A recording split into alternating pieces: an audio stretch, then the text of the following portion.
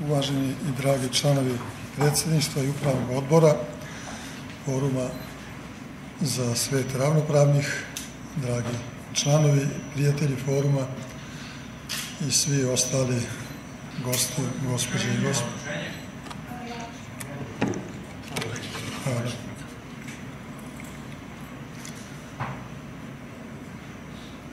Sve vas pozdravljam srdačno i radujem se što sam u prilici da prisustvujem ovoj redovnoj godišnjoj skupštini Beogradskog foruma za svet ravnopravnih, čiji nisam formalno član, ali o čijem osnivanju sam bio obavešten i učestvovao u razgovorima o toj ideji i zahvalan sam i gospodinu Živadanu Jovanoviću i drugima koji su tada smatrali da i moje skromno mišljenje može doprineti ovakvoj inicijativi i od samog početka sam budno pratio rad kao i sve publikacije koje su u međuvremenu izišle u izdanju foruma koje sam dobijao i koliko mogu naravno pratio sa zadovoljstvom sve te aktivnosti. Svakako da u našem uzburkanom svetu i veku, u Evropi i širom planete, promovisanje ideje suštinske jednakosti, ravnopravnosti među ljudima i narodima jeste dragocen, ali i nimalo lak poduhvat, jer se, nažalost, svet u praksi, pored svih lepih deklaracija, proklamacija, ipak zasniva na prevlasti moćnih, a posebno naše područje ovde, područje koje je na veoma važnoj raskrsnici kontinenata, civilizacija, svetskih religija, geopolitičkih interesa i tome sličnoga. Očigledno je da ne od juče, nego najverovatnije od sloma Otomanske imperije pa nadalje, je nekako programirano da bude područje slabih, nestabilnih, vazalnih ili protektoratskih država i državica,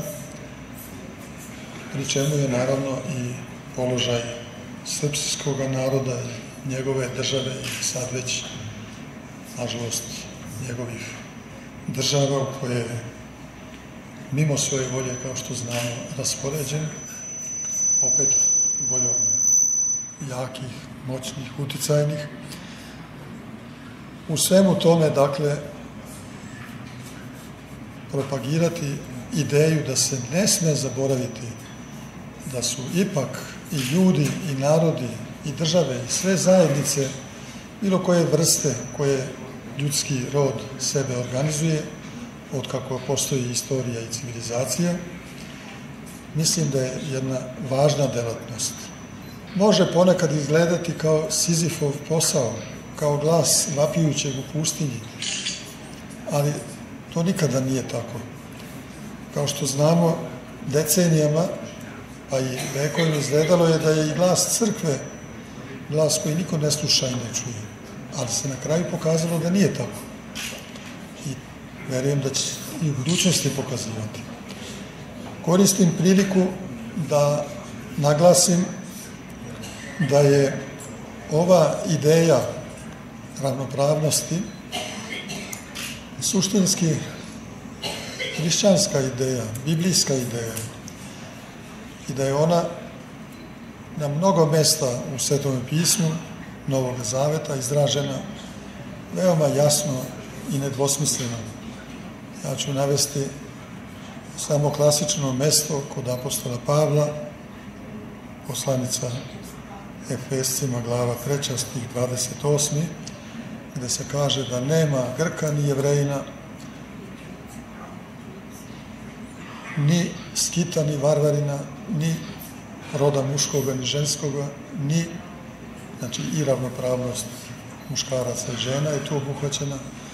ni roba i slobodnoga, društvena jednakost, ideja društvene jednakosti, nego su svi zajedno jedan u Isusu Hristu. Jedno saborno biće je celo čovečanstvo, jedna velika porodica. Podsjećate na to, sveta je i blagorodna dužnost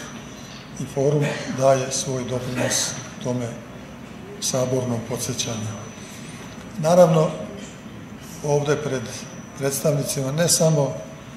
jednovernih i bratskih naroda, ruskog, beloruskog ili grčkog, koji su nam toliko dobra činili kroz istoriju i danas čine, imaju i predstavnike prijateljskih naroda iz zemalja Kine, Irana i drugih. Treba zato naglasiti poštenja i iskrenosti radi da i druge velike svetske religije takođe propovedaju svaka svojim rečnikom i na svoj način ovu suštinsku jednakost ljudskih bića i ljudskih zajednica i potrebu da se svima obezbedi život u miru, slobodi i da svi imaju jednake mogućnosti za razvoj onih darova koje svako ljudsko biće ima od Boga. Upravo ovih dana sam svojim studentima tumačio jedno drugo mesto iz poslanice apostola Pavla, gde se kaže da su različiti darovi i različite službe i različite delatnosti mnogih, ali da je jedan isti duh Božji koji ih sve daruje i za sve nas nadahnuje. Ja želim da još jedan put čestitam forumu na svoj ovoj plemenitoj delatnosti, da pozovem da prikazivanje njegovih izdanja se organizuje i na području eparhije Bačke, gde ja imam nadležnost. Takođe,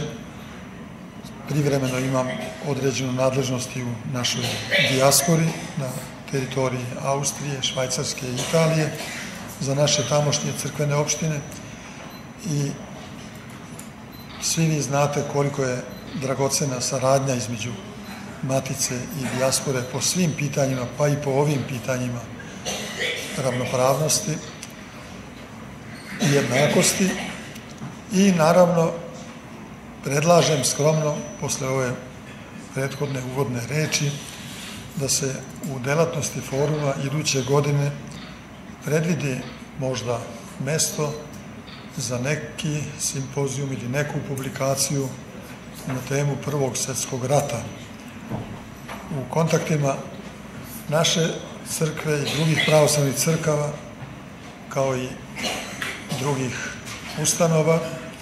mi smo zaključili da će doći i već je došlo do aktivnosti na polju radikalne i u suštini antiistorijske revizije istorije svetskih ratova, pri čemu će po svemu sudeći već po nekim publikacijama krivica za Prvi svjetski rat, a verovatno u nastavku i za drugi, na određen način biti pripisana i našem narodu, i Rusiji, i drugima.